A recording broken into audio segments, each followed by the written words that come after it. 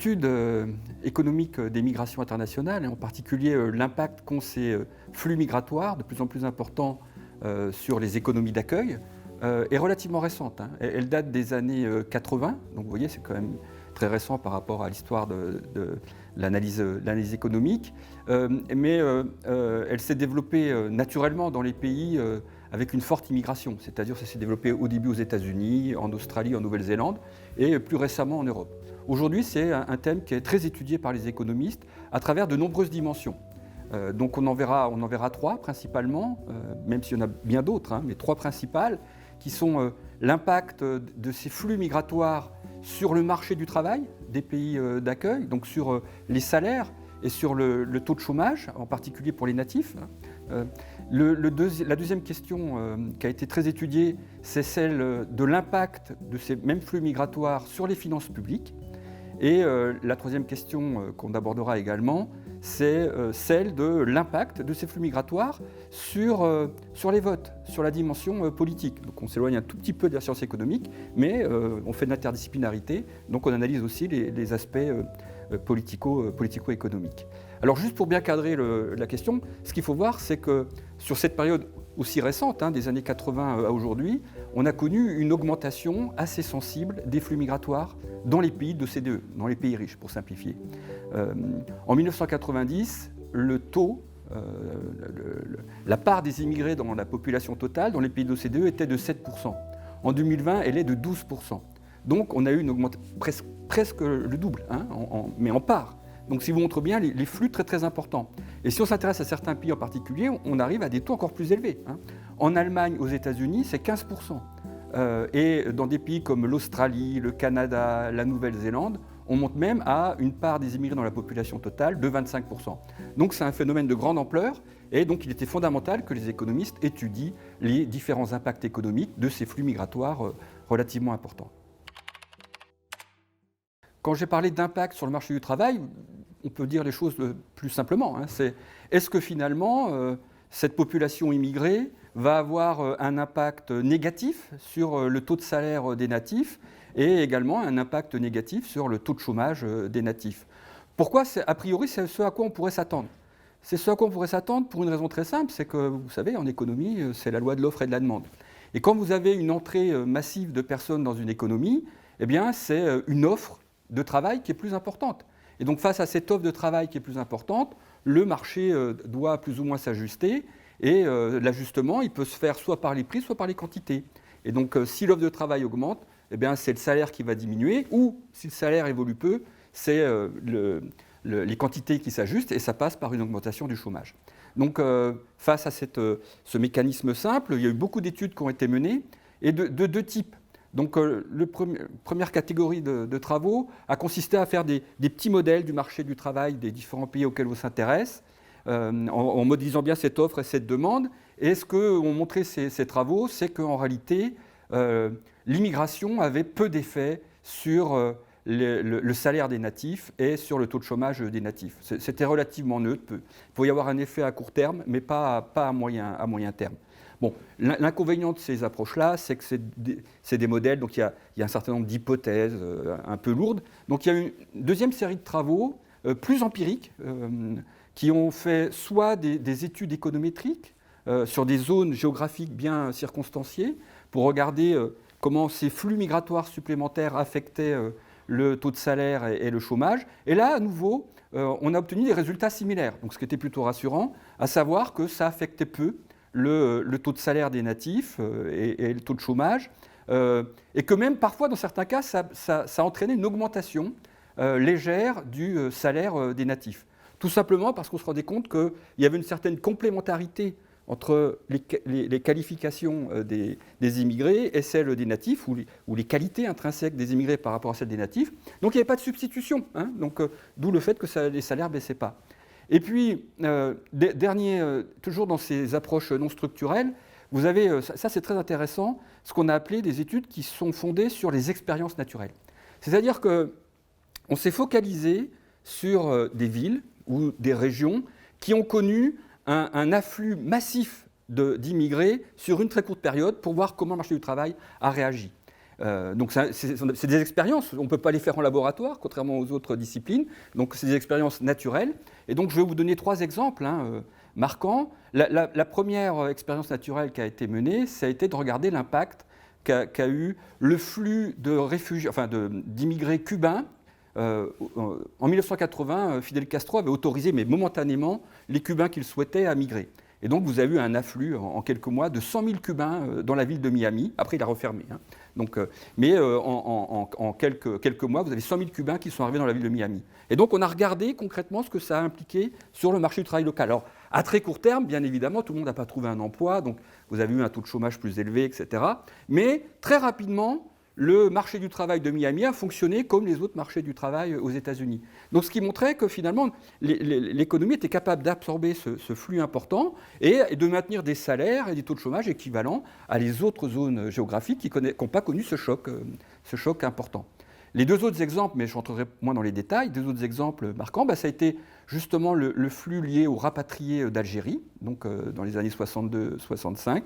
On a regardé, vous savez qu'ils ont été concentrés sur le sud de la France, donc on a regardé comment a évolué le marché du travail sur le sud de la France, et on a trouvé des résultats assez similaires à ceux qui ont été faits sur Miami. Un effet à court terme, il faut quand même que le marché s'adapte, mais à moyen long terme, le marché du travail dans le sud de la France fonctionnait exactement comme le reste de la France. 3e exemple, ça a été le flux massif d'immigrés juifs qui ont été autorisés à quitter l'URSS au début des années 90 et donc qu'on rejoint Israël en 2-3 ans. C'est un choc massif, un choc vraiment massif.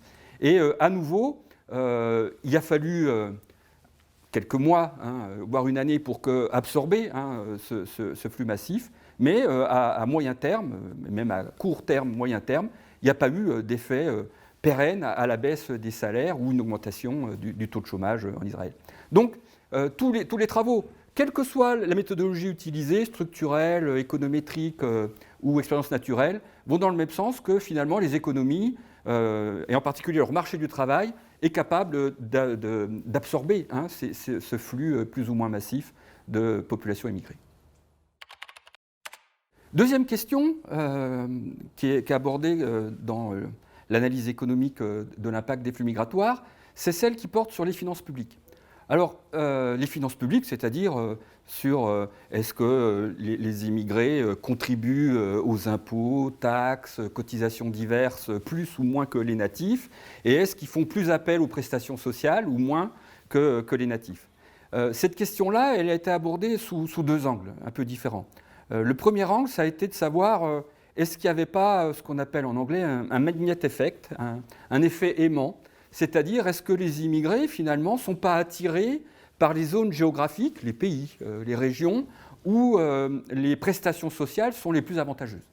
Donc vous voyez cet effet d'aimant. Sans surprise, les premiers travaux ont été réalisés aux États-Unis à nouveau, et ils montrent qu'il peut y avoir un petit magnet effect, mais qu'il n'est pas très important, et que quand on regarde dans le temps, il a tendance à disparaître. Donc quand ils arrivent dans le pays, effectivement, ils ont peut-être font un peu plus appel et donc plus attirés par les États américains qui sont plus généreux du point de vue des prestations sociales, mais ça a tendance à disparaître au fil des années. Une étude au niveau européen a mis en évidence également qu'il n'y avait pas de faits marqués importants et puis surtout qui seraient communs, et qu'au contraire, on a un petit magnet effect dans des pays comme la France, mais on ne le retrouve pas du tout au niveau de l'Allemagne, du Royaume-Uni et autres, alors qu'on a des systèmes de protection sociale très différents, voire assez similaires. Donc, si je prends l'Angleterre, c'est assez différent de la France, mais l'Allemagne est beaucoup plus proche de la France. Donc à nouveau, c'est pas marqué. Il n'y a pas d'effet qui nous dit clairement ils sont très attirés par les pays qui ont un système de protection sociale très, très généreux, très, très avancé. Et la deuxième question, plus intéressante quelque part, en termes de politique économique, c'est celle qui traite au vieillissement démographique. Un des grands problèmes des finances publiques, c'est le financement du vieillissement démographique que connaissent tous les pays au monde. Les populations vieillissant, ça pèse lourdement sur les comptes de l'assurance maladie, sur les dépenses de santé, et ça pèse lourdement sur, évidemment, les retraites, hein, donc les pensions de retraite, donc qui sont généralement déficitaires. Et le problème étant démographique, hein, c'est-à-dire il y a moins de jeunes qui naissent et les gens vivent plus longtemps, donc ce qui fait que la part des plus âgés augmente dans la population. Certains ont pensé que la solution pourrait venir justement de l'aspect démographique, c'est-à-dire de compenser cette réduction du nombre de jeunes qui naissent par un afflux venant d'extérieur. Donc la baisse du solde naturel par une augmentation du solde migratoire. Hein, essayer de faire venir plus de gens pour augmenter la population, en particulier des jeunes. Donc il y a eu cette question a été très étudiée, mais il fallait s'assurer que les caractéristiques de la population immigrée permettaient d'être bénéfiques pour les finances publiques. Donc il y a eu de nombreux travaux, à nouveau, qui ont été menés pour voir quelle était la contribution nette. On fait la somme de tout ce qu'ils apportent aux finances publiques, tous les impôts, taxes, cotisations, etc., versés par la population immigrée versus natifs, et tout ce qu'ils reçoivent des finances publiques, donc prestations de la sécurité sociale, allocations chômage, allocations familiales, etc. Et donc cette contribution nette, une chose que vous soyez natif ou immigré, évidente, c'est que quand vous êtes actif, elle est positive. Quand on est actif, c'est-à-dire qu'on travaille, c'est-à-dire grosso modo entre 18 et 60 ans, on est actif, on paye plus d'impôts, de taxes et autres qu'on reçoit de prestations sociales. Et donc, on a un apport positif. Inversement, quand on est inactif, c'est-à-dire quand on est jeune, on ne paye pas d'impôts, on ne paye pas de taxes, mais on coûte parce qu'il y a l'éducation. Hein. Dans les finances publiques, il y a l'éducation. Donc, on reçoit beaucoup, mais on verse peu. Et pareil, après 65 ans, quand on a la retraite, on paye beaucoup moins d'impôts, de taxes et de cotisations. Et on reçoit, puisqu'on a un régime de retraite public, on reçoit les pensions. Donc, quand on est actif, on a une contribution positive, et quand on est inactif, jeune, vieux, on a une contribution négative. Ça, c'est vrai, quelle que soit la population, hein, natif ou immigré. Par contre, ce qu'on a constaté en faisant ces travaux, c'est que la contribution nette à chaque âge d'un immigré était plus faible, surtout à l'âge actif, était plus faible que celle des natifs. Donc, ils contribuaient moins, en moyenne, aux différents âges, que les natifs. Donc c'était une inquiétude, c'est de se dire, oui, mais finalement, ils risquent d'avoir un petit impact négatif sur les finances publiques. Et en réalité, ça c'est vrai quand on fait en moyenne pour les différents âges. Hein. Mais ce qu'il faut bien voir, c'est que la population immigrée n'a pas du tout la même structure par âge que la population native. Hein.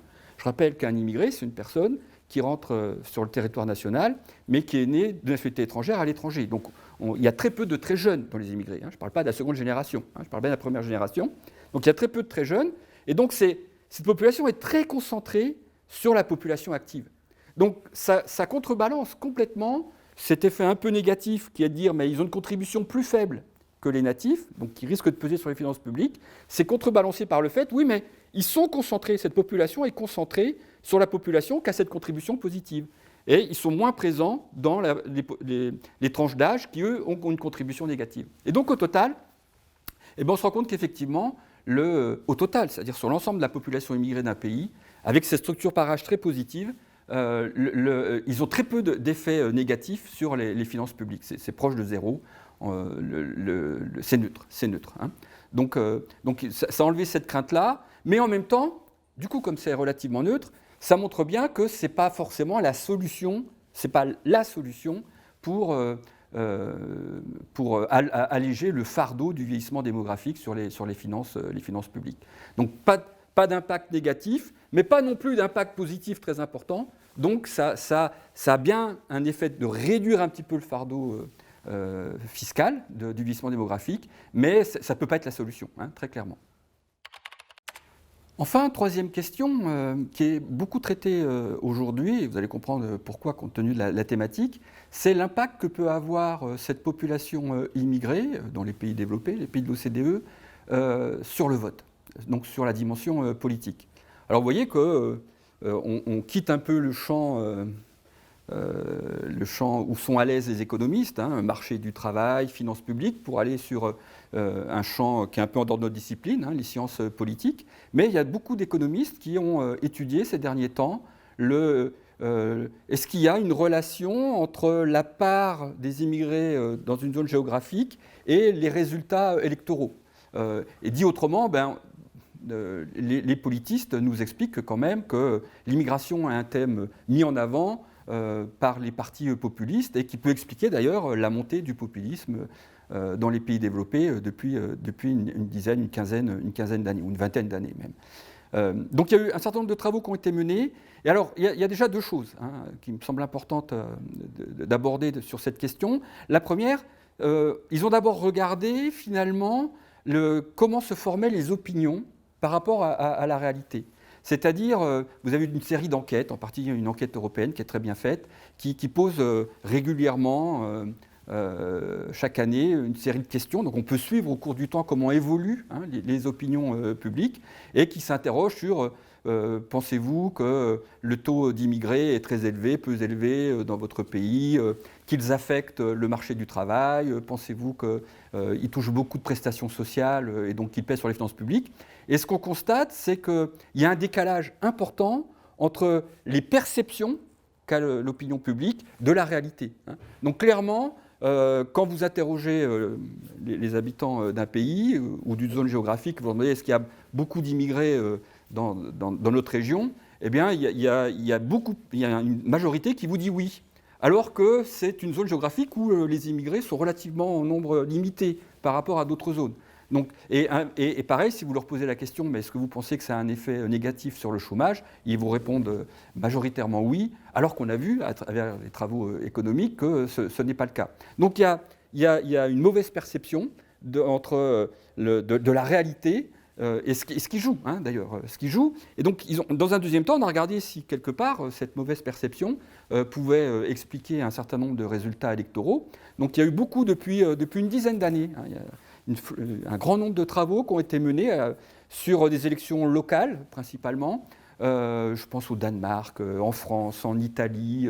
Donc on va regarder, on va faire des études économiques sur le vote dans des élections locales en regardant la contribution que peut avoir le taux d'immigrés entre les villes. Et ces travaux nous montrent deux choses. C'est qu'il y a un décalage entre les zones rurales et les zones urbaines.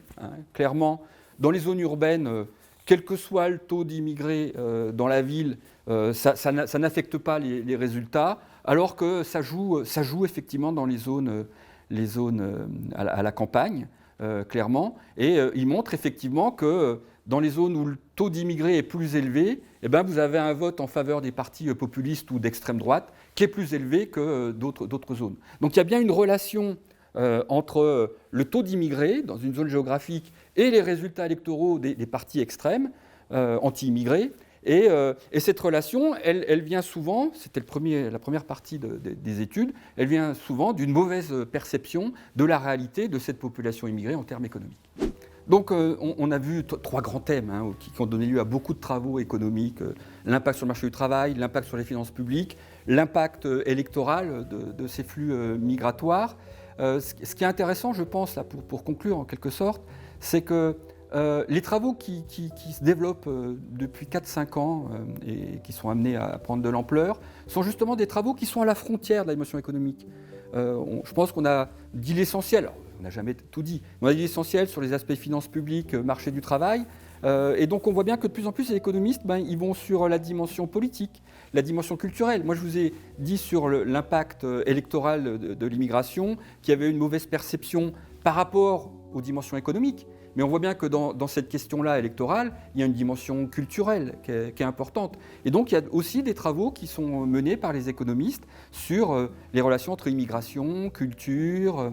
Il y a des travaux également qui nous montrent que une diversité qui vient des mouvements migratoires peut être assez bénéfique justement à l'innovation.